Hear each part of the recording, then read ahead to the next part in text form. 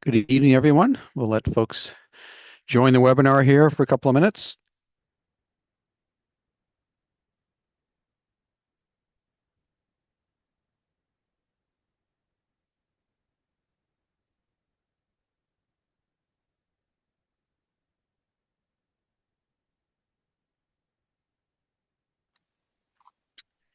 And as always, I see people have started this already, but if you wouldn't mind, if you feel like it, put it in the chat where you're from. You should get people from all over the place. Houston or Austin, Texas. College roommate was asking me today about Texas Hill Country. Told him how wonderful it is. Maryland. Tewksbury, Hi to Amherst. Maryland. Florence. Is that Florence, Italy? Wow. Don't know. West Dorothy, Salem, let us know Wisconsin. where you are. Wisconsin. Cowtown, Fort Wisconsin, Worth. New Jersey, Toronto, international Toronto. now. Wow. Yeah, it's great. Tune in for a Quebec one in May. Denver, Wellesley, Colorado. Oh, Florence, Florence, Florence, Mass. Okay. Mass, Illinois. Wow. San Rochester, Francisco. Very impressive. UK. UK. Wow. Around I midnight in the think UK, or I think the 11 o'clock, I UK guess. UK's our winner so far, Bruce, for the farthest. Bloomington, Indiana. Go Hoosiers. New York City. We'll talk a lot about that tonight. Westbury, Connecticut. Hey, Frank. Welcome back.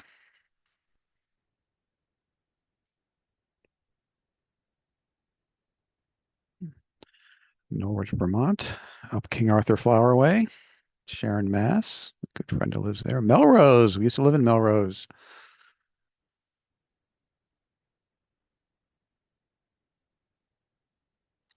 Kenny Bunk. Love Southern Maine. Alrighty, we're about 7:02. I think people are slowly trickling in here. Give it another minute or so. Bucks County, Pennsylvania, definitely on my bucket to visit list.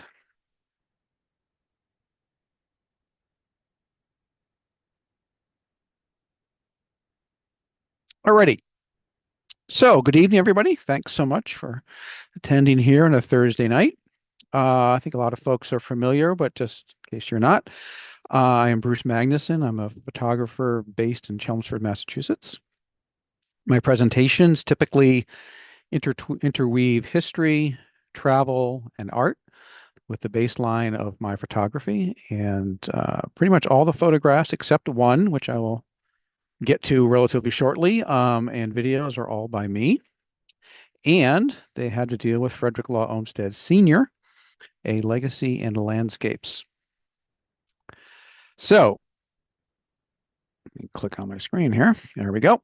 And we'll start off with a quote from Mr. Olmsted to kind of frame what we're going to be talking about this evening. The enjoyment of the choicest natural scenes in the country and the means of recreation connected with them is thus a monopoly, in a very peculiar manner, of a very few very rich people. The great mass of society, including those to whom it would be the greatest benefit, is excluded from it. So we'll kind of, he's one historian called him probably the most consequential American of the 19th century that people don't know that much about. So he obviously is very famous as one of the designers of Central Park and various other things, including the Emerald Necklace here in Boston. But he has quite a varied career, and it's pretty surprising just how much he was involved with pretty much all the major things that were happening in the second half, in the middle of the second half of the 19th century in America. So this is just a kind of map representation. People see my presentations know I love maps. And this one just gives an overview of some of his major commissions, mostly from this Midwest, what we call the Midwest today, to the Northeast. He did have a couple out in the San Francisco area, including Stanford, which we'll get to at the end. But there's just a lot of things that Mr. Olmsted was involved in, as was his firm, which comes the Olmsted brothers after his death in the early 1900s. And that just quintuples the amount of things that are related to Olmsted. And there's actually an online website that you can go search for all the different Olmsted properties. So he was all over the place in the United States, and his son and stepson who took over the business after he stepped away from it further enriched that. So as an agenda, we'll kind of go through an introduction. We'll talk a bit about Staten Island and the South as some of the foundational experiences of Olmsted. We'll go to Central Park and the Civil War, jump over to Prospect Park in Brooklyn and the West. We'll get local here around Boston, and then we'll wrap up and talk about Olmsted's legacy. So, as per usual, I'll try and remember to take a break between the different sections here and address any questions you may have. So feel free to pop those in the chat. Lisa will be taking a look at them as we go along, and we'll also have time for questions at the end. So with that, an introduction to Mr. Olmsted. So this is kind of a one slide summary of what we're going to be talking about tonight. But this is Frederick Law Olmsted, a timeline of legacy, of landscape and legacy. And it shows in a kind of game of life fashion of just how we go from his birth in 1822 in Hartford, Connecticut, to his death in 1903. He's actually died at McLean Hospital in Belmont, Massachusetts, which he designed, or at least helped design the grounds for. But he is buried in Hartford, Connecticut. So he's a Connecticut boy. And we'll see the circuitous route that his life and career takes it. And it is fascinating because, once again, most people know him as the architect of Central Park, or one of the architects with Calvert Vaux of Central Park, which is an amazing achievement. But you can argue that's not really his crowning achievement. And actually, it was his first landscape design project that he did, which is just kind of amazing. So, as I said, he was born in Hartford. Basically, throughout his life, he was known as a surveyor, a sailor, a farmer, a travel writer, correspondent, superintendent, landscape architect, administrator, and community designer. So he had a wide range of jobs through his pretty much 50, 60 year as a professional. Keeping in the theme of these complicated slides, there's a scholar of Olmsted. His name is Charles Beveridge, who I believe is still alive. But he coined the 7 S's of Olmsted design. Excuse me, and we'll come back to that later on in the presentation. But just as kind of a precursor here, he's got scenery, suitability, separation, style, subordination, sanitation, and service. So reflecting back on that initial quote that I showed you, a lot of these things here, democratic spaces and public health, he is very, very involved in, and he was involved in that even beyond from a landscape design perspective. But he had a lot of these things in his mind as, the United States as we know it today, we kind of take these things for granted. Obviously, in the mid 1800s, this is a relatively blank slate. And a lot of these things that have been there certainly throughout our lifetimes, didn't just manifest themselves out of the ether. They were designed, they were debated over, and continue to evolve. As Central Park's a great example. Central Park certainly continues to be dynamic, not necessarily so much as a space perspective. It really hasn't expanded that much of its footprint since Olmsted and Vaux designed it in the 1850s, but certainly all different things within Central Park and various commissioners, not least of which Robert Moses, have had some impact on what we see in Central Park today. So we will start our journey in Staten Island, which probably is not something that jumps to mind when you think of Frederick Law Olmsted. I will say I use it as an excuse to actually go to Staten Island for the first time ever. Only borough I have not visited. Pro tip, if you're on the Staten Island ferry here, which goes from Lower Manhattan to Staten Island, it just goes back and forth this way. So if you want to see the skyline and the Statue of Liberty, you stay on the right side on the way out, and you stay on the left side on the way back from Staten Island. It's free. That is true. I always say the greatest bargain in New York City. It is free, so there is something to that. It's actually the time we took it, there was a bomb scare at the terminal, so we had to wait a while for that.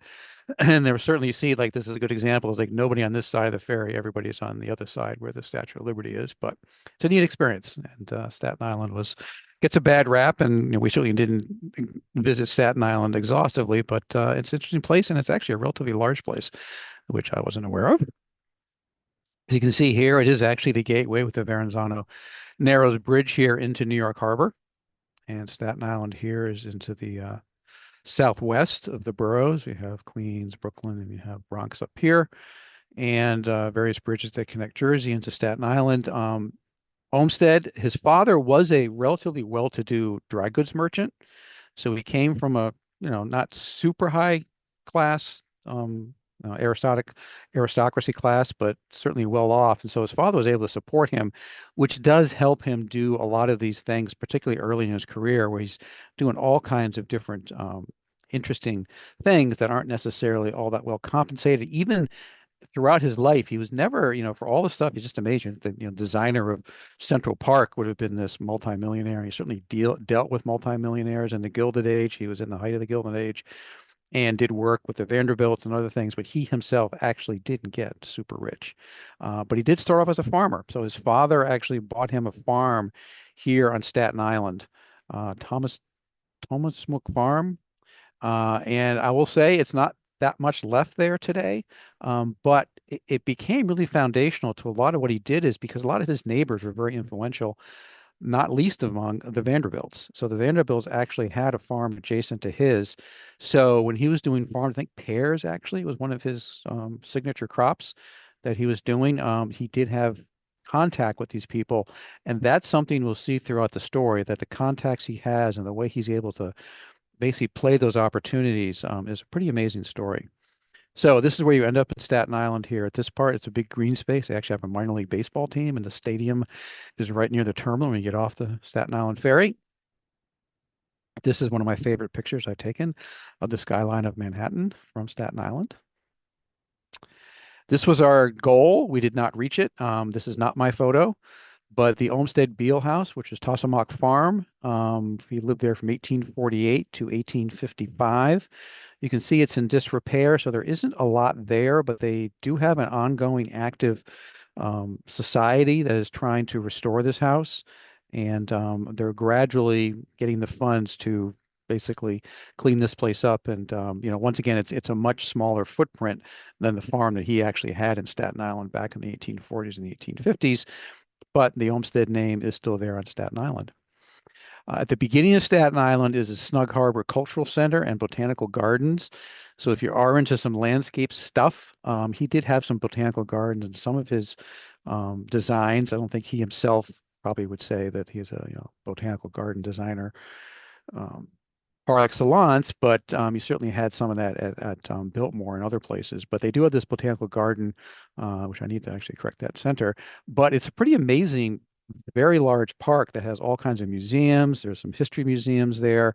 It's a really well developed and great green space right at the tip of Staten Island. So it's not that far a walk. Although the day we were there, it actually ended up getting pretty hot. So we did take an Uber back to the ferry terminal, but right at the edge of Staten Island. If you do want to kind of take a jaunt to Staten Island, this is a great place to spend your day and wander through. It's very well done. This is some of the kind of Eastern influence here in an Asian influence through the botanical gardens. And he actually took a trip to the UK and England as well. And he publishes this book called Walks and Talks of an American Farmer in England. And this is really kind of the genesis of his thought about landscape design, and particularly in Liverpool.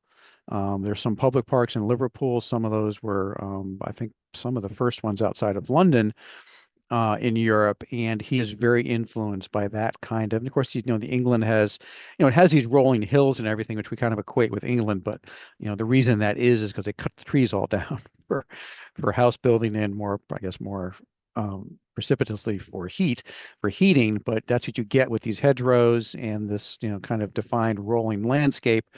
And that does become stuff that's pretty famous with a lot of his designs, as we'll see going forward.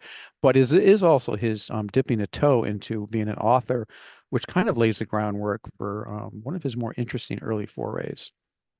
He becomes a correspondent for what is known at the time the New York Daily Times, and later we know it as the New York Times, but it actually is a fledgling newspaper. It starts in the 1850s, and through some contacts, like I said, he's in Staten Island. His father has contacts as being a successful merchant in Hartford, as well as having some contacts in New York City. So he gets the assignment of being a correspondent for the New York Times, going through the American South in the 1850s. So he writes these dispatches on slavery under the pseudonym Yeoman. And there are a couple of books, but they get distilled into one volume that is published in 1861. That's called The Cotton Kingdom. And it's a very influential book in the fact that it does get published over in England. And of course, I talked about a little bit about this in the John Brown presentation a couple of months ago. I did, but during the Civil War, you know, both sides were looking for help, and there was this question of which side the English would go in on. Would they go in with the South because they were getting a lot of their raw material for all the the mills, the Industrial Revolution, which is really in full swing in the UK. They need source material, so they need cotton from the South. And so there's a big debate going back and forth. Which side should they join or should they join at all? And this book actually becomes very influential. And people like Karl Marx, Charles Darwin, and Charles Dickens actually do read the book. Obviously, spoiler alert, the UK does not join the Civil War. But his take on slavery is kind of interesting because he takes it being a farmer and his father being a merchant, he does have a mind for business to a certain degree. And he's going to the South looking at it from an economics perspective. And if you read this, it's actually pretty interesting. It's funny to a certain degree. It is engaging. These travel missives that he writes throughout, and we'll show you in the next slide as to how far he traveled in the South. But he looks at slavery as very inefficient, and he says it only about the one half the labor productivity of the North. He's traveling himself, so he's experiencing how poor the infrastructure is. Transportation doesn't run on time. Sometimes he has some pretty funny stories about sitting on boats. They're supposed to, leave at 12 noon, and he doesn't leave till 3 or 4 days later. The roads are poor. And also, he says it degrades the value of work. So the slaves obviously aren't terribly excited about being there or to work, but it does kind of infiltrate the whole society. So it's an interesting take on slavery. I mean, and he does become an abolitionist. He doesn't start off really being an abolitionist, which this whole definition, he was certainly anti-slavery, but abolition is, getting rid of slavery. And, Lincoln went through the same transformation. When he got elected in 1861, he was not an abolitionist. He wanted to keep the Union together. He didn't want to spread slavery. That obviously changes. You have the Emancipation Proclamation, all that. And Olmsted does become an active abolitionist and is actually involved in shipping arms to Kansas. As far as I could tell, he never did meet John Brown, but he was actually involved in shipping arms over to Kansas to fight the slavery, the border ruffians who were coming over from Missouri. And he visited, as the slide shows, very far and wide, all the way down the eastern seaboard here, sometimes in the middle South, and then here in the deep South. And he goes all the way into Texas. He does a famous trip with his brother, John, who he idolizes, who unfortunately ends up passing away from tuberculosis. And he does end up actually marrying his widow. But he travels very, very far and deep in the South. So his books, I mean, a lot of stuff from the mid 1800s can be a tough read. This one's actually kind of entertaining. As I mentioned in the last presentation with John Brown, Tony Horwitz, who had written a book about John Brown in 2012 or 2013, Midnight Rising. He is the one who actually clued me into all this stuff that happens with Olmsted in the South, and he wrote a book on it. Unfortunately, he actually did pass away of a heart attack during his book tour in 2019 for this book, Spine on the South. But it's a really interesting bookend of reading the John Brown book, Midnight Rising, and then reading the Spine on the South, and it gives you a really interesting take on America in the 1850s prior to the Civil War. So, any questions?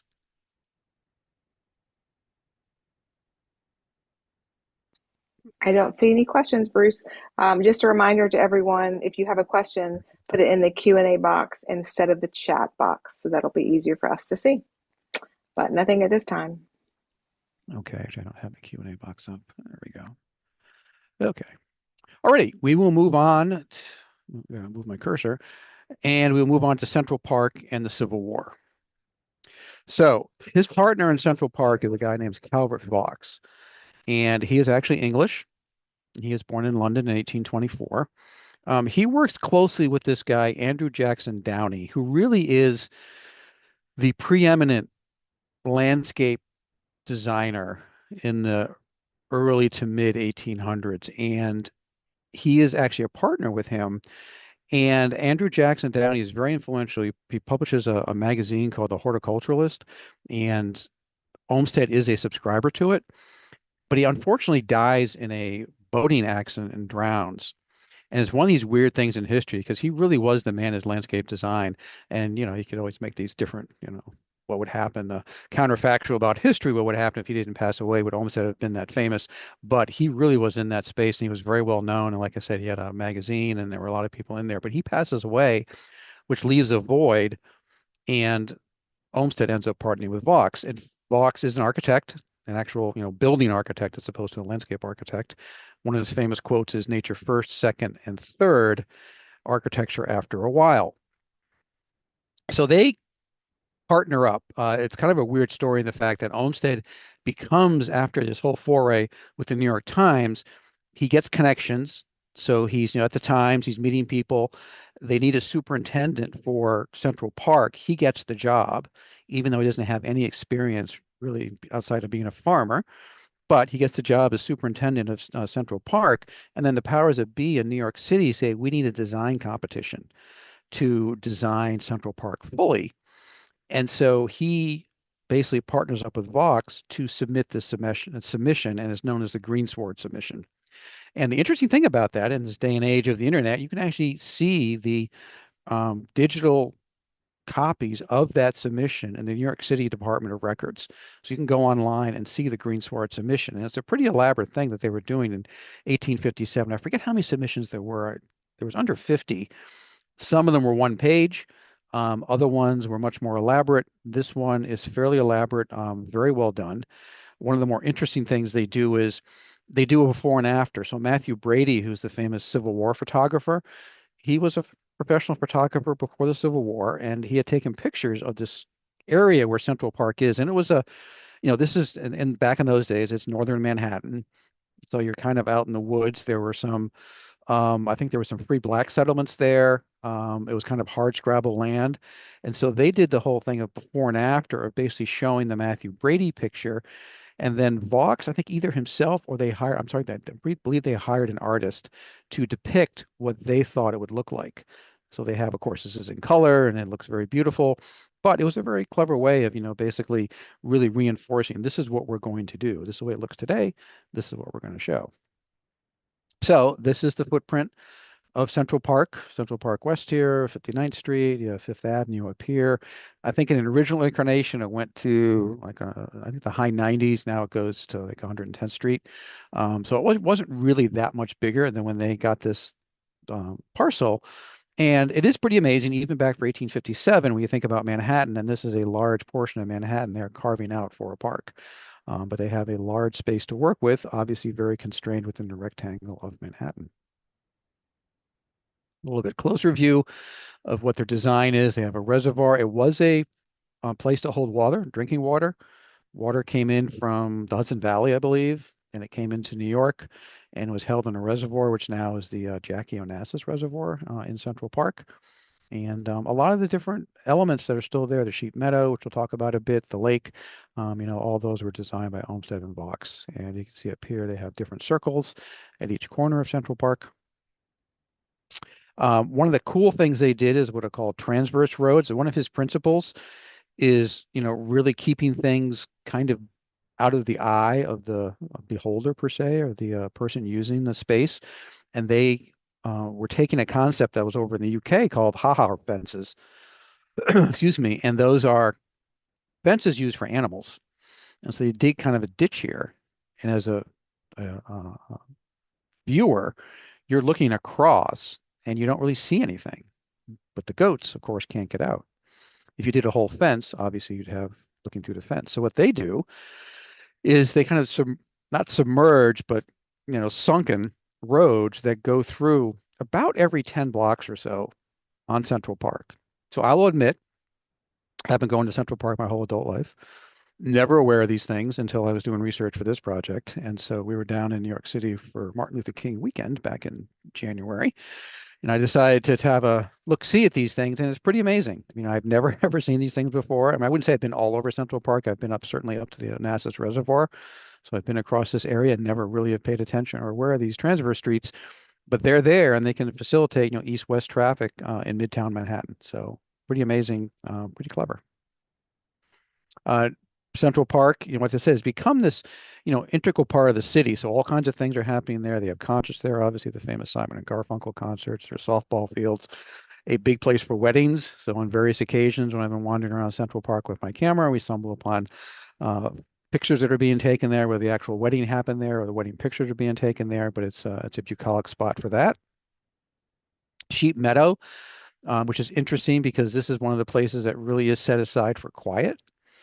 So it's in the lower part of the park near Central Park South, but it's a big open space, only open from 11 to sunset. And we were there in the winter, so there weren't that many people hanging out, but it is a big place for people to recreate in Midtown Manhattan. This is actually taken from the top of the Metropolitan Museum of Art, which is on in the 80s. Looking south, I'll have to say, personal preference, I do not like these pencil skyscrapers that have been popping up the last 15, 20 years or so, but that's what you get in the skyline of New York now. But once again, kind of in the midst of green, this is the El Dorado famous co-op, and this is the Onassis Reservoir here with a fountain going up, some late afternoon sunlight. It's got recreation both from a skating perspective as well as rowboats with the El Dorado kind of silhouetted there. This is kind of my quintessential shot of Central Park and really kind of encapsulating what Olmsted's trying to get at. So this is a picture. So I am standing on the sidewalk on Central Park South. So right behind me is, crazy traffic, all the nice hotels are on Central Park South, the Plaza, the Rich used to be there, all that stuff. And I turn around and this is the view you have. And this is what he's trying to get at. As you look into that, he's framing everything. You have the trees that are framing, you have the walkways that people can walk on over here. You have some pedestrians going through. You have the small pond here. You would have no idea that you're literally in the middle of, one of the most crazy cities, certainly in North America, standing right behind you. So this is what he was getting at with his, looking at this stuff and creating these bucolic views. Now, the thing about it is, um, when he builds this stuff, I mean, this is, when you talk about natural, he is sculpting the landscape. So he is trying to, look at the undulations and things and, use that as a starting point. But the story about Central Park was he used as much gunpowder, because this was built in the 1850s, so there was no dynamite. He used as much gunpowder as was used in total at the Battle of Gettysburg. So they're blowing a lot of stuff up. Now, the other thing I did hear is that everything stayed on the property. So they moved stuff around. They didn't bring in stuff, didn't take out stuff. So they were, rearranging what was there, but they were definitely rearranging. They said, he's using gunpowder. There were definitely some fatalities. It was a difficult process to sculpt this. Of course, you're familiar with the topology of New York. It's all bedrock granite, which is why it's a great place to have, super high skyscrapers. But it's also a very difficult landscape to work when you have all these rock outcroppings and everything. So he does that and sculpts this into this bucolic place we see today, and it looks like it was there from time immemorial. But that is absolutely not the case, and that's true for most of his properties. Obviously, you have Strawberry Fields near the Dakota, where John Lennon was killed.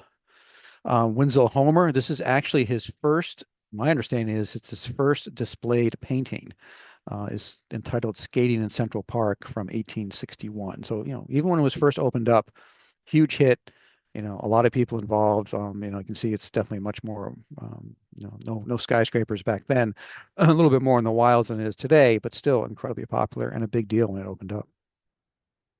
Now, one of the interesting things about Central Park is I was trying to find any reference to Olmsted. And the only thing I could find, and this is once again down by Central Park South, there's a thing called the Olmsted Flower Bed. And this was put in 1997. So I do find that kind of interesting that, everybody associates Olmsted with Central Park. It's this iconic creation by him and Vaux, but there is really not a lot of reference to Mr. Olmsted, which probably accounts for why he can be, say, one of the lesser known, most important 19th century Americans. But took a little bit of doing, but I did find this is the only thing I could find referencing Olmsted in Central Park. After Central Park, and you can imagine, the politics involved in doing something like Central Park. So he actually kind of comes and goes with Central Park throughout a lot of his career. He ends up moving on at the outbreak of the Civil War, and he does have great administrative capabilities. So he becomes head of what is known as the U.S. Sanitary Commission, which is basically the precursor to the Red Cross. So they're providing aid and some sort of logistics, supply logistics for medical aid for the soldiers and Union soldiers of the Civil War as it begins. And so he is hugely influential with this. Obviously, Civil War is an incredibly brutal war, with was kind of the first modern war, but they didn't know what a germ was, and so you had all kinds of things going on, and kind of like the Revolutionary War as well. A lot of the fatalities in the Civil War were actually from disease and mismanagement of amputations and things along those lines. But he becomes head of the U.S. Sanitary Commission for a couple of years at the first, I think, 1861 to 62, at the beginning of the Civil War, which is once again kind of an amazing transition to go from a correspondent to an architect of Central Park, now to the head of what is going to become the Red Cross. So, with that, what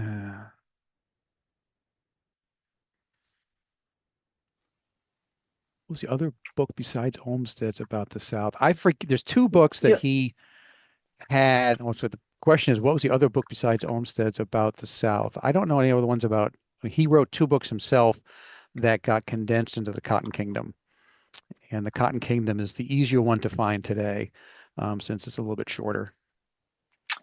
all right, Bruce, we had another question that came in. Where did they get the original land for the park? I believe it was by eminent domain. So that was Okay. part of the controversy, because there were these, once again, poor folks, a lot of them were African American, who were living on the space that was the park. And it was so it was this granite kind of outcropping in the middle of the island, and wasn't certainly amenable to farming, that kind of stuff. But they did take it by eminent domain and had to displace those folks, which, it kind of gets tossed aside to a degree, but there's obviously some pain to be felt there. And the comment, Bruce, about the other book was that Nancy said that someone else wrote a book before Olmsted, so that's what she was looking for. Do you recall mentioning that? Oh, I don't know anything that I don't know. Yeah, I don't know anything else about I wasn't That's why it was such an epiphany when I came across Horowitz's book about Olmsted writing this, contemporary account. It's it's difficult to do, but reading contemporary accounts, gives you a different twist on what's going on. So as you read the history, it gets distilled, it gets processed through, the lenses of the people, 20th century lenses, 21st century lenses. I found his interesting in the fact that it was relatable as much as, reading a book from the 1850s to somebody who's, in the early 21st century is, about what was going on. Actually, one of the sections I read was where Lisa's from Northwest Louisiana, town called Natchitoches, and he actually does spend some time in Natchitoches, and he does have some interesting, I said, rather humorous travel things trying to get to Natchitoches on the Red River, because at that time the Red River was actually an ongoing river. Today it's a lake, Cane River Lake in Natchitoches. But it's really interesting, and I said it's he's writing for a newspaper, so it's he wants to engage the reader. This is a brand new newspaper. They want to get subscribers. Obviously, the newspapers were incredibly competitive back in the 1800s. So he's writing it with an eye to engaging readers, which I think he's pretty successful at. Great.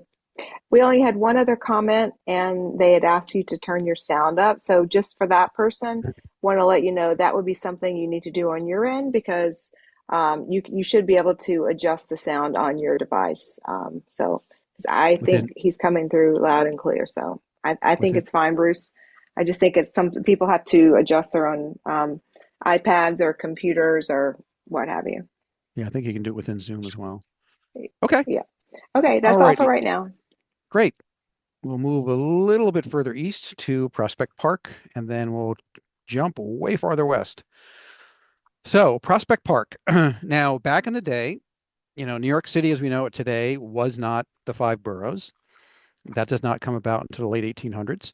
So, Brooklyn is a separate city. And as such, you can imagine there's some competition.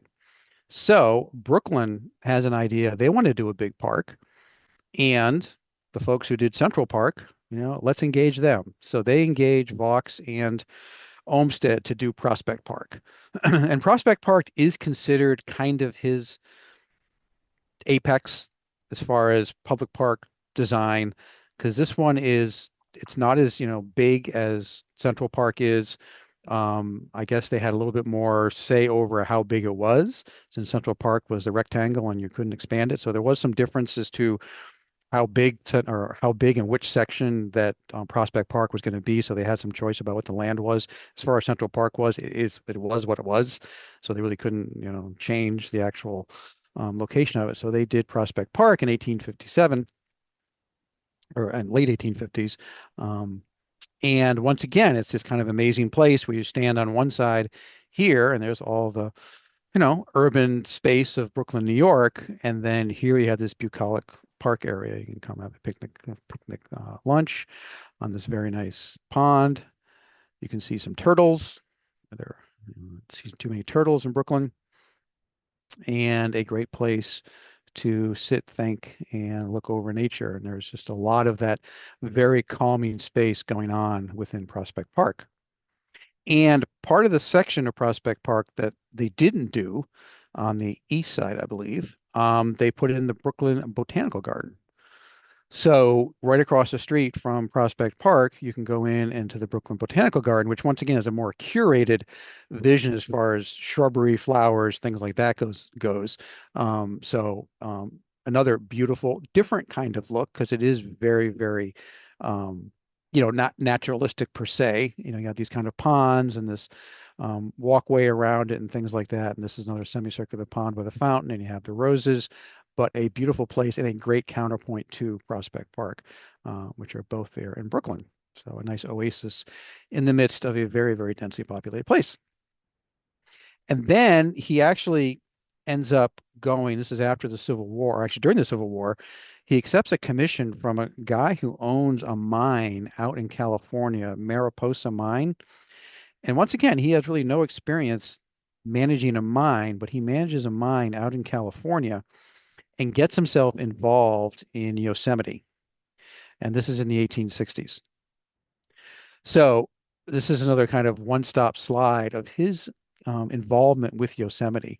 So he actually is the chairman of the Yosemite Park Commission in 1864, and in 1865 authors the Yosemite Report, which is this proposal for what ends up becoming national parks. Now, the first official national park is Yellowstone, but I believe from a state level, Yosemite is set aside.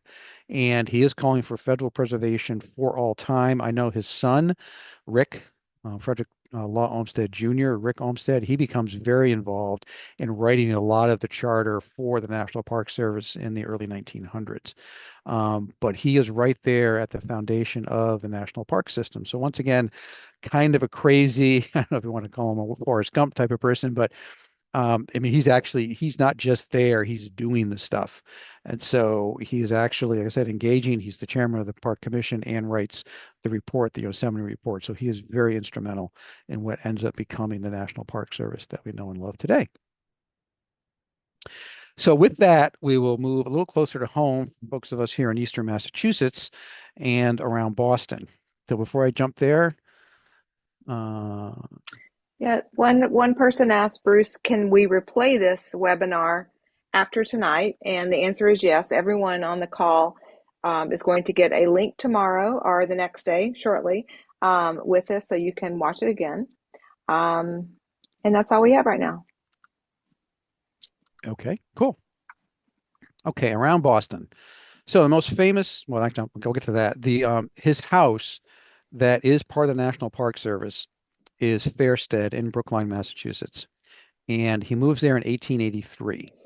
And so, like I said, it's open to the public. I was there before the government shutdown, so I was there in September of last year, and they were in the midst of basically redoing the whole out exterior, and they had all the scaffolding up. And so I was talking to one of the park rangers. Now, I told folks before I volunteer for the National Park Service at Minuteman in Concord.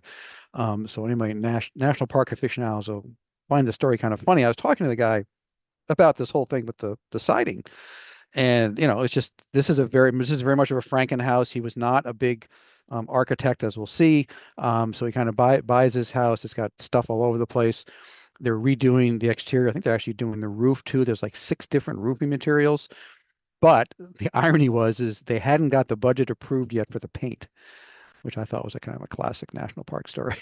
But I don't know if subsequent to that, they have, or since that, they have got the paint approved. I haven't been over there since last September, but I thought that was kind of interesting. And I said it's it's an interesting place, as we'll see.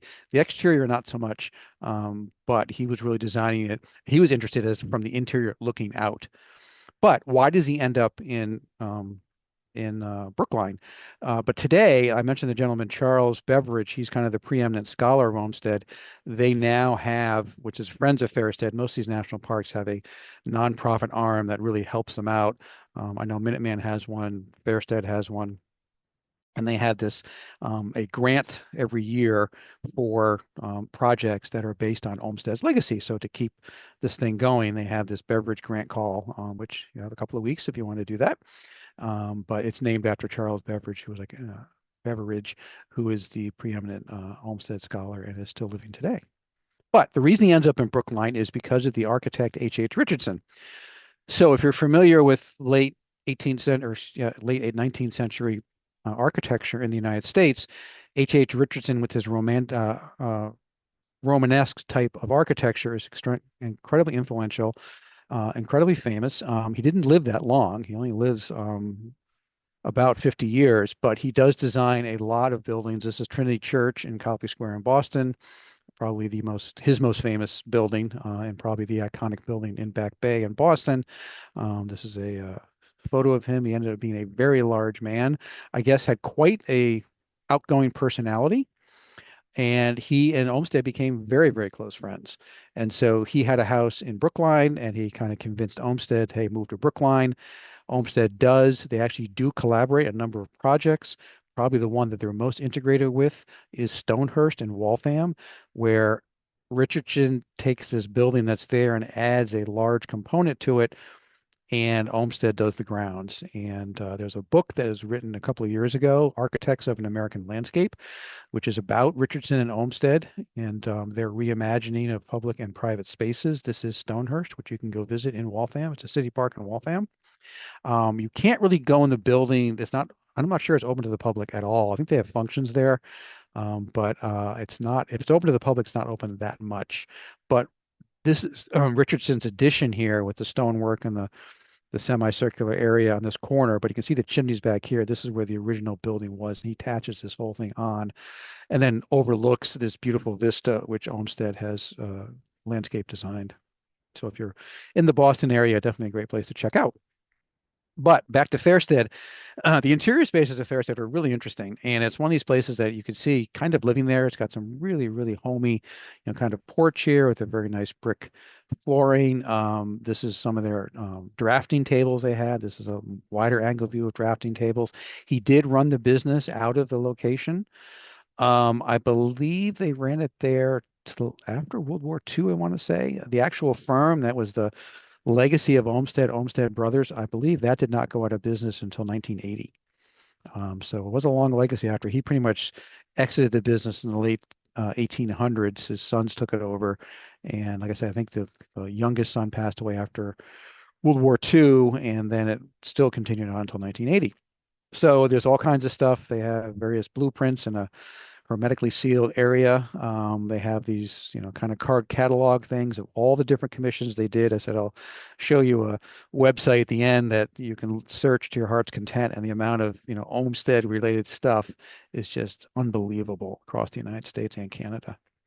These are some blueprints for some of the plantings that are being done for a property. This is the actual layout of it, and this is the plant list. So it's really cool if you're into this, and then the Rangers are great there, and they have an amazing bookstore. That there is a wide range of books on Olmsted, and they have an amazing library, which they have a lot of books out on display, and then you can certainly request books. But it's a great resource if you really want to dive into Olmsted. And as I mentioned at the beginning, the S's that Beveridge articulated with regard to Olmsted is really foundational to a lot of these things that we've looked at and will look at. The one thing that I'll make kind of interesting comment was this got brought up at one point about sanitation, and he was big. Like I said, he was in the precursor to the Red Cross, so he was certainly aware of a lot of implications of different things and things you have to take care of, which necessarily aren't that glamorous. and somebody drew a parallel to Disney. Because you go to Disney World, you really don't see behind the scenes all the stuff. There's all these tunnels that go under Disney and everything else, and they kind of mask that a lot. And that kind of concept, to a certain degree, is what Olmsted was giving you. He was giving you these vistas, but he wasn't, and he was taking care of the sanitation, but he was not really showing you there. So it's a really interesting concept. But when you walk through his areas, you can see these things that are happening. And the one thing that is interesting, one of the kind of, I wouldn't say it's a rub, but it's a comment. He never really finished anything.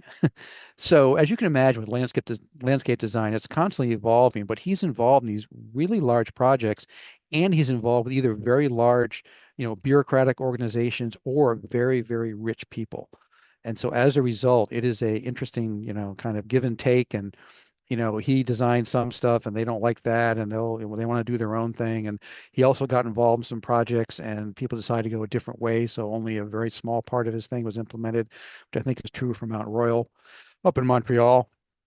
But that is one of his things that his name's on a lot of different stuff, but these landscape things are, so long duration, and all these people get their fingers into it and things kind of morph, and they don't really end up necessarily being certainly directly related to what his original concept was.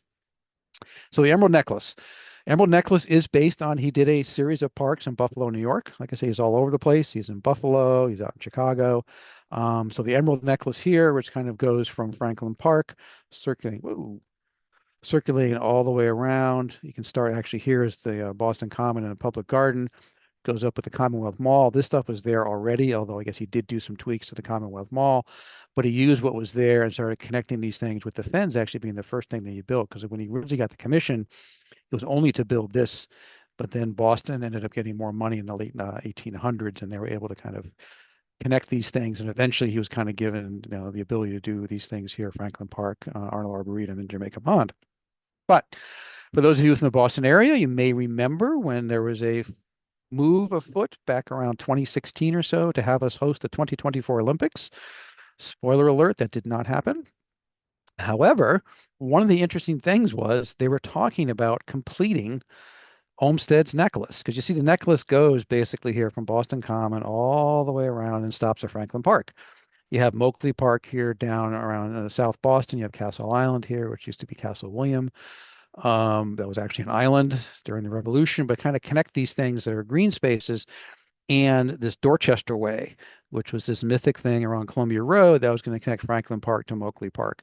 And so one of the things was, having the Olympics would be an impetus to get this completed. It was kind of the first time I was aware, excuse me, there was like what this gap officially was.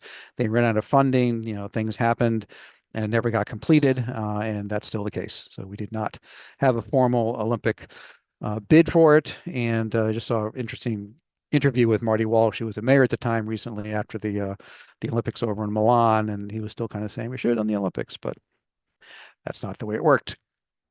So his Franklin Park was a lovely dale, gently winding between low wooded slopes, giving a broad expanse of unbroken turn, lost in the distance under scattered trees. So it is a bucolic place. It does have a large golf course here, and then the Franklin Park Zoo, which is probably the reason most people go to Franklin Park these days, that came in well after Olmsted. That was not part of his original design. The famous American Impressionist Maurice Prendergast has a 1896 painting of Franklin Park, but Olmsted does reference stuff that was there. So this is the golf course, and you're overlooking the golf course, standing on something that is called Schoolmaster Hill. And the reason it's called Schoolmaster Hill, because in the 1820s, the famous transcendentalist philosopher and author Ralph Waldo Emerson lived there when he was a teacher in Roxbury. So his small house was there. There's actually a huge boulder there with this plaque in it. His house is gone, but the superintendent's house for a while was there on this space, and Olmsted referred back to Emerson and named this Schoolmaster Hill.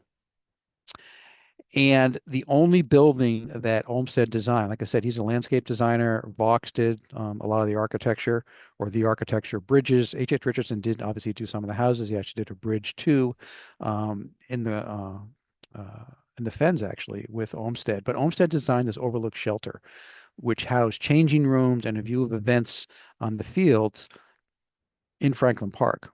but it burned down in the 1940s. So there is still some of it left. So it was stone, a lot of it. Obviously, the roof was wood, but to this day, there's a section of all these ruins that you can walk through that is the remnant of the overlook shelter that Olmsted built in the late 1800s. Um, Pretty place. This is once again, you can't go wrong in the fall in New England. So these are amazing vistas as you wander through here, and Mother Nature certainly gives you a show. But today, he was built the Overlook Shelter as a place for people for changing room, for sports and stuff like that. So there is a ball field here.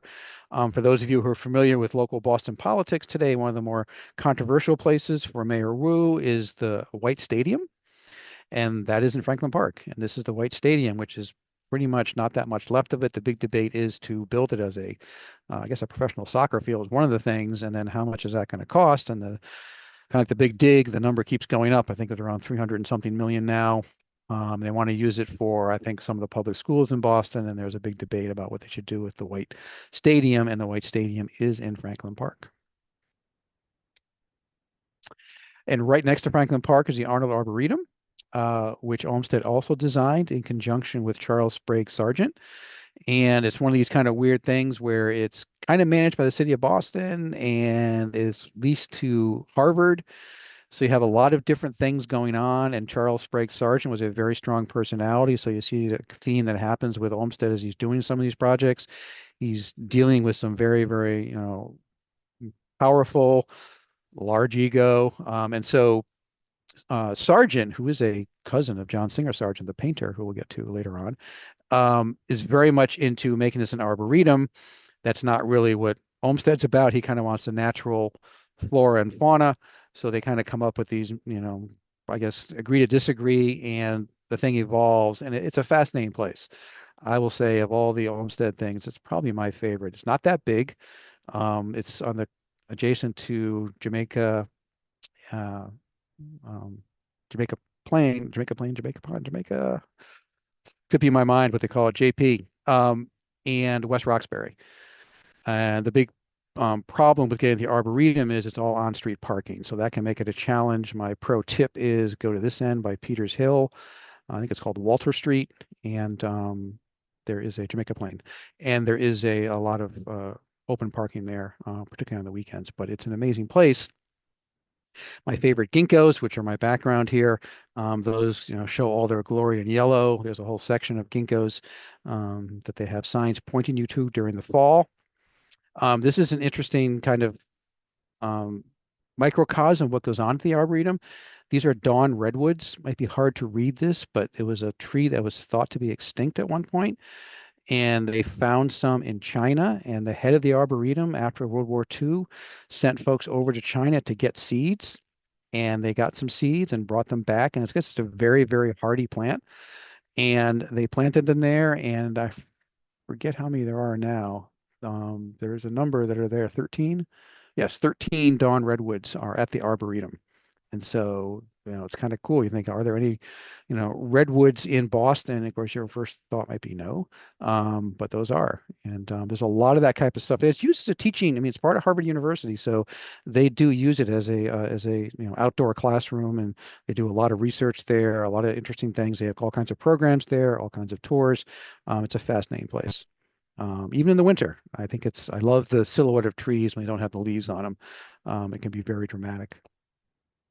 And this is a quick video, a minute and 30 video, which hopefully gives you some of the splendor of the Arnold Arboretum in the fall. Yeah. So we'll cooperate.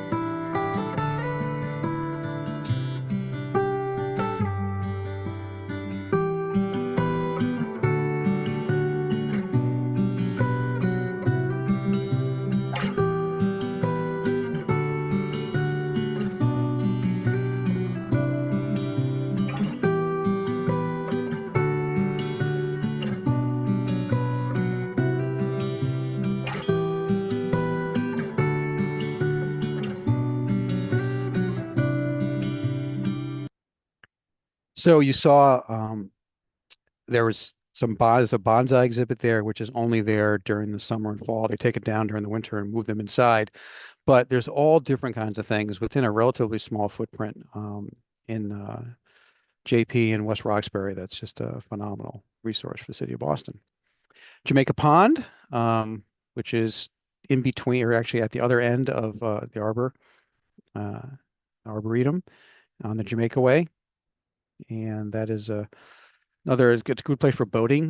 This is interesting in the fact that I talked about this a while ago in my statutes presentation, but the famous or infamous, depending upon your view, mayor of Boston, James Michael Curley, has had his mansion on the Jamaica Way.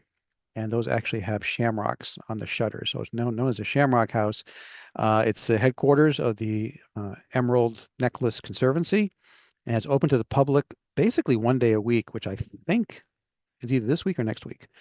It is open to the public like on a Tuesday from 3 to 5 or something. But it is right across from Jamaica Pond, and that's where James Michael Curley, one of the power brokers, or maybe considered the power broker in Boston history, decided to have his mansion. There's another small park called Olmsted Park, which is right next to the Jamaica Pond. That was from 1891, so another kind of connector that connects kind of the Muddy River and the Fens is around this Emerald Necklace. Speaking of the Fens, this is right across from the Museum of Fine Arts, the Isabella Stewart Gardner Museum over here. I did talk about some of the war statues that are there, but there's also the Kelleher Rose Garden, which is on the Fens. This comes after, just early 1900s, I think, maybe 1920s. It's a phenomenal place in June with all these different varieties of roses. I don't necessarily think that Olmsted would have been totally psyched about that kind of use, but this is once again, he builds these spaces and they do evolve over time. So it is amazing that, you know, see these places, they've been around for 120, 130 years in some cases, in the case of Central Park, 170 years. And I mean, he knew this was going to happen. One thing he really didn't like were statues. So it was very disappointing when they started putting a lot of statues in Central Park because he wanted things that were kind of less ephemeral as far as a statue, because it's that person at that point in time, you know, it might make sense, but it may not make sense 20, 30, 40, 50, 100 years later. But once again, they were out of his hands. So he kind of, you know, built these places and then off they went. So another unique place, which not a lot of people are familiar with, is World's End in Hingham, and this is owned by the Trustees of Reservations, which I've talked about them in the past. They own a lot of space in the state of Massachusetts, a lot of outdoor places. They do own some buildings. They run the Old Manse next to the North Bridge in Concord, among other places. And they have a couple of museums at the Cordova and Fruitlands. But they also have this place called World's End, which is in Hingham. And this was a site that Olmsted had developed with a private development firm to build basically a housing development on two drumlins on the Atlantic Ocean. And so this is where it is here in Hingham, south of Boston. These are the two drumlins. You kind of park over here and you can walk through these drumlins. This is actually a very, very nice neighborhood, which I'm sure probably aren't that excited that because it's kind of hard to find this parking sometimes. They don't sign it all that well because you're going through a total residential area, but it is an amazing place. I will admit the first time I went there was during COVID because those of us in Boston know, you know, most Bostonians either spend their time north or south of the city, not usually both. During COVID, I was told by my wife I needed to leave the house. And so at one point I went out in June of 2021, excuse me, January of 2021, and drove down to Hingham in an hour, which is pretty quick. And it was phenomenal. But it was actually a potential location after the World War II of the United Nations.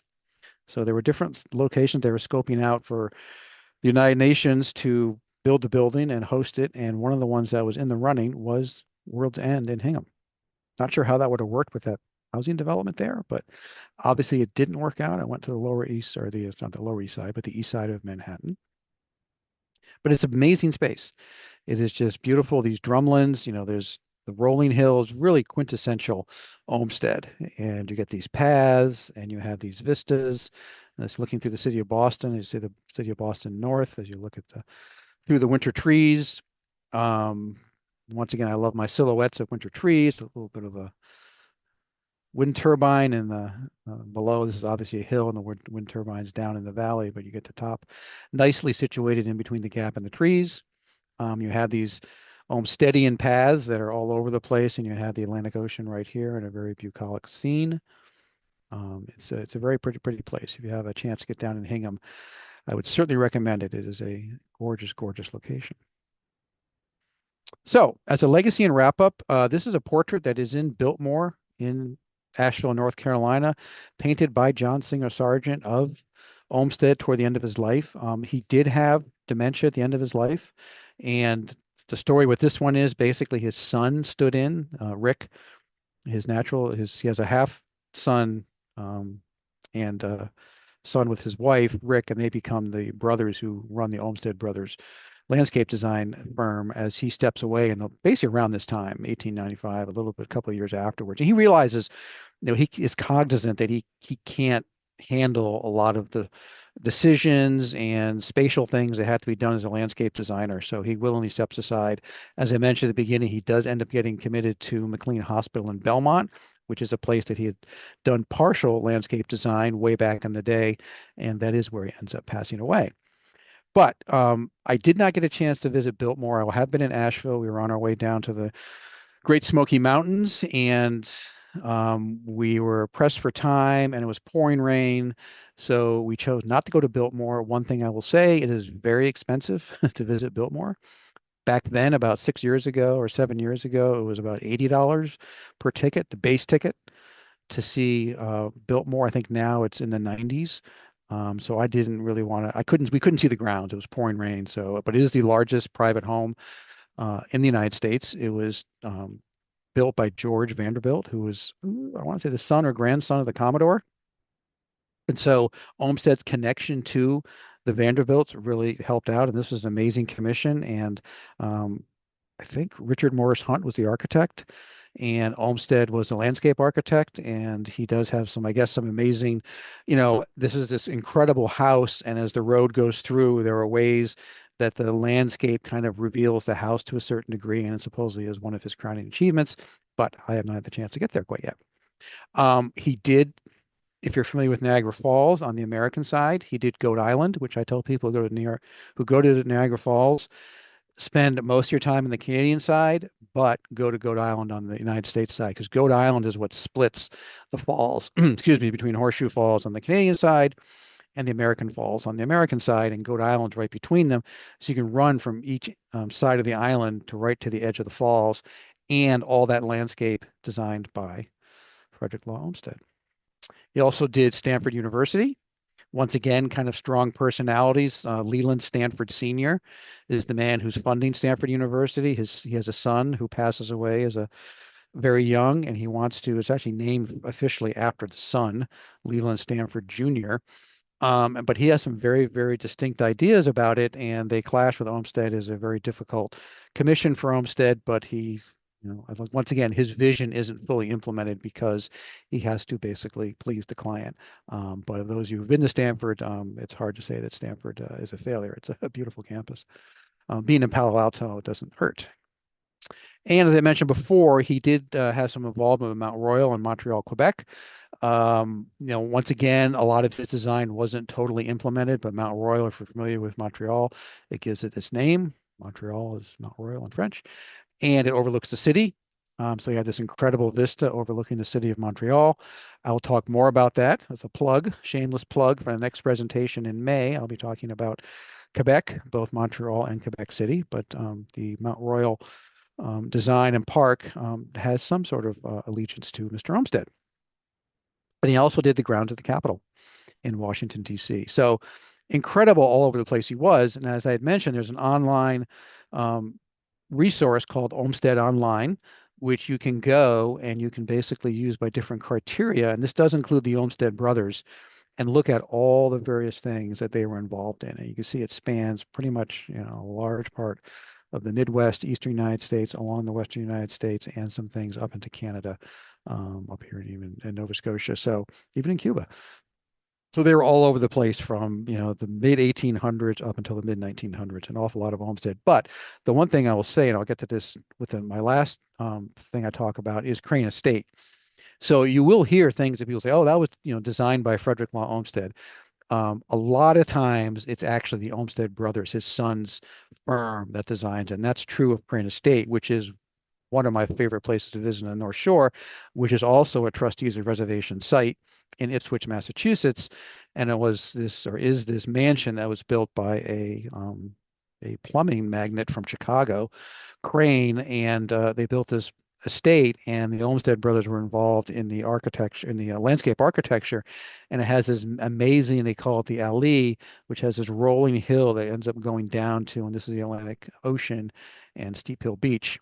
And so the great house is up here. You have this grand alley that goes right here, and then you have Steep Hill that goes down to the Atlantic Ocean. And over here is Crane Beach, for those of you who are familiar with that area up in the North Shore of Boston. But that is an amazing, amazing location. And you have trails that go down here to the dunes and Steep Hill Beach, which has a shipwreck that gets exposed at low tides at various times during the year. It's just an amazing, amazing spot. One of my favorite places is Castle Hill, and that owes something to the Olmsted brothers.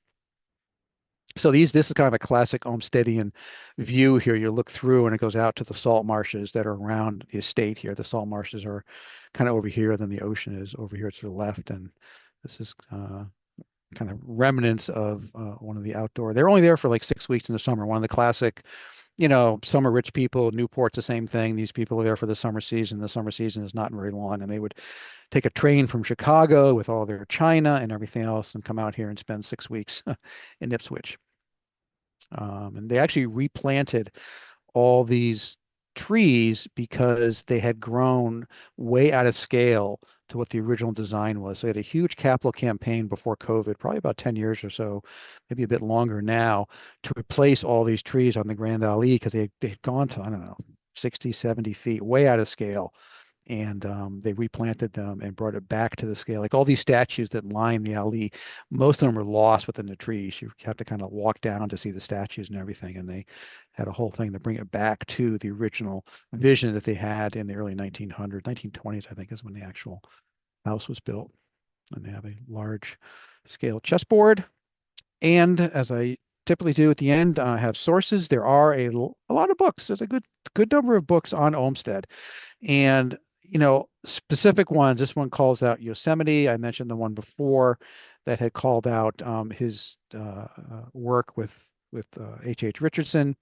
Obviously, Central Park is a huge thing. Many books on Central Park, but it's incredible when you go to the library at Fairstead as to, and these books are big because a lot of them are very large, illustrated books about the amazing space that he's done. So some of these things are great to get from a library if you don't want to start populating your bookshelves with this stuff. But it's really interesting, a really interesting guy. Hopefully I've given you a flavor for just exactly how broad his impact was and his influence, on certainly the heyday of the 1800s for America as it goes into a global power after the Civil War.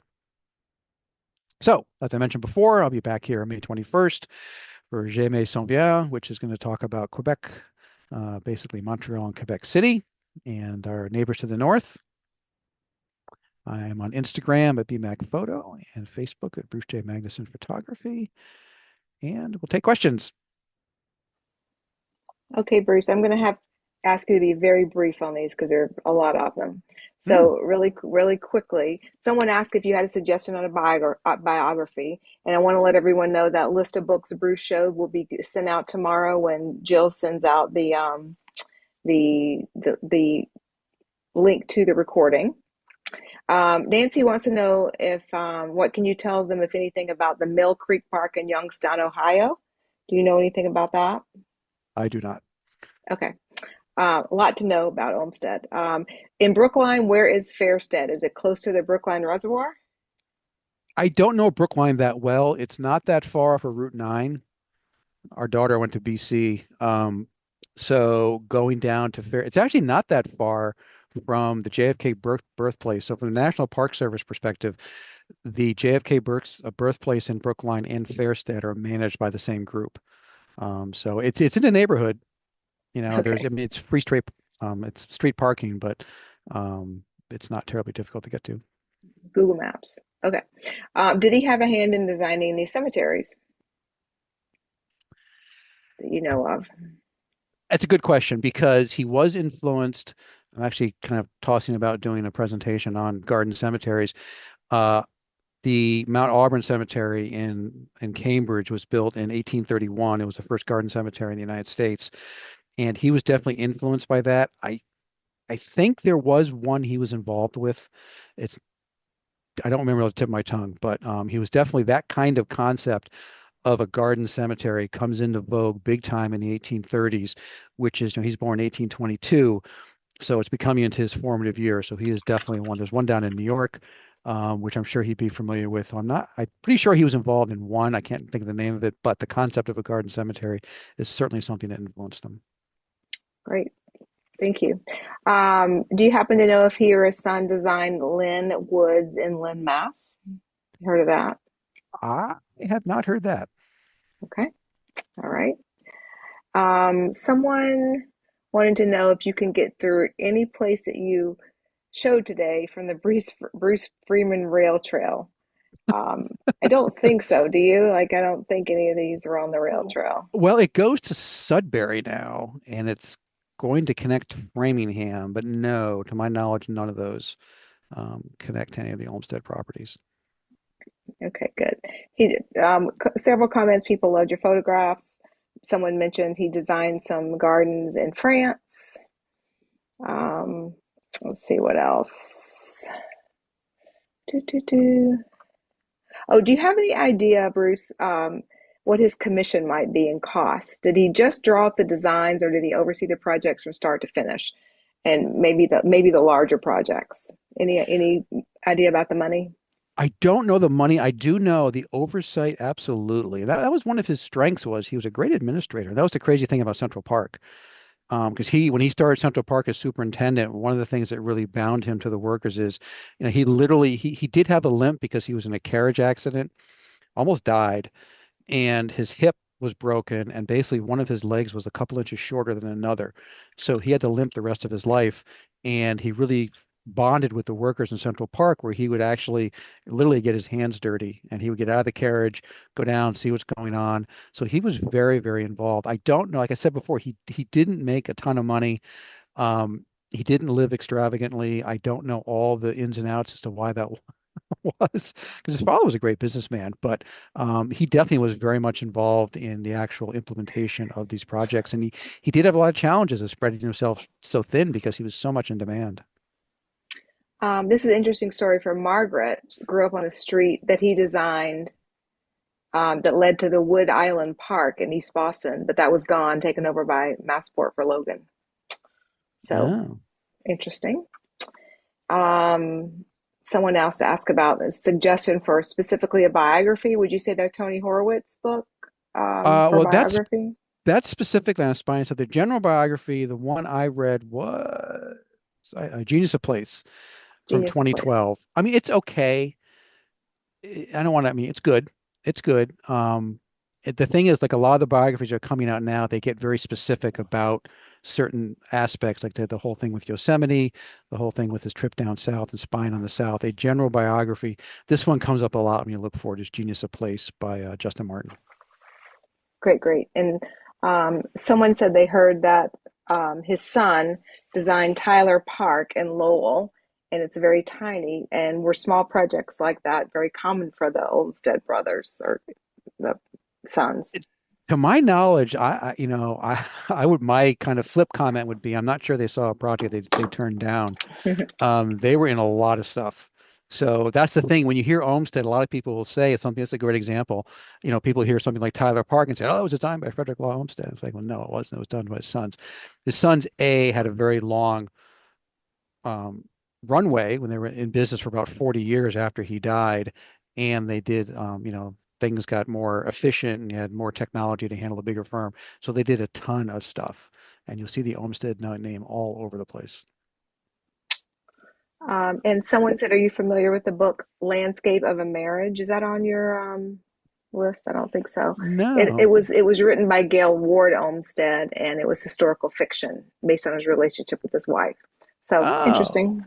His wife, that is an interesting story, the fact that I mentioned it just briefly, but his brother John passes away of tuberculosis in Europe, and like 2 or 3 years later, he does marry his widow, adopts.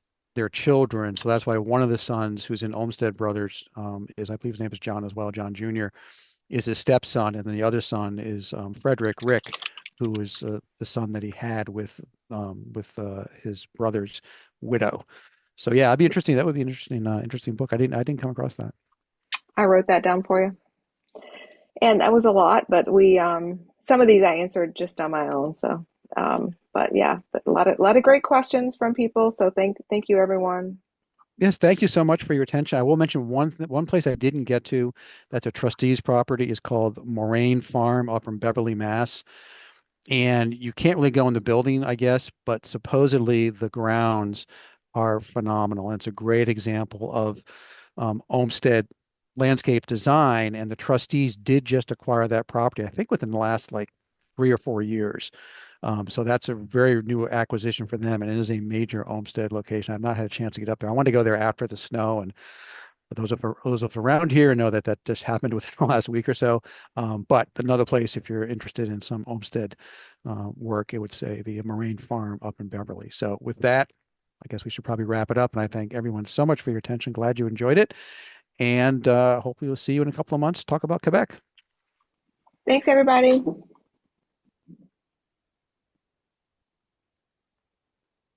If Brenna is still on, Brenna, I would love to get a list of the questions. I see a lot of people wrote things, so I don't know if you're able to export those after. That would be awesome. And not, I'm sorry, the chat box. Chat box or the Q&A. Actually, both would be great because I see people Okay. putting notes to us both in the chat, and then I'd love to share everything with Bruce from the Q&A. I will see what I can do. Okay, thank you. Awesome. Thanks, Thank you Brenna. Bye-bye. guys so much. Have a great night. Bye bye.